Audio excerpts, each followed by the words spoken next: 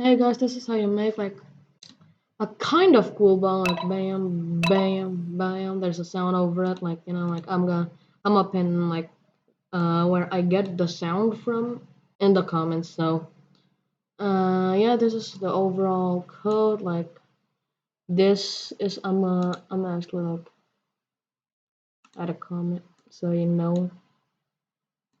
So this is for the size. This is for like direction and stuff, like the direction, like where like it can goes up, down, and like left and right. And this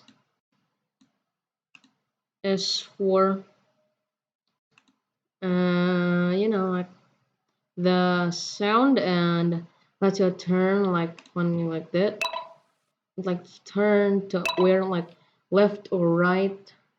Well, like depends on like if you like hover your cursor on left or right.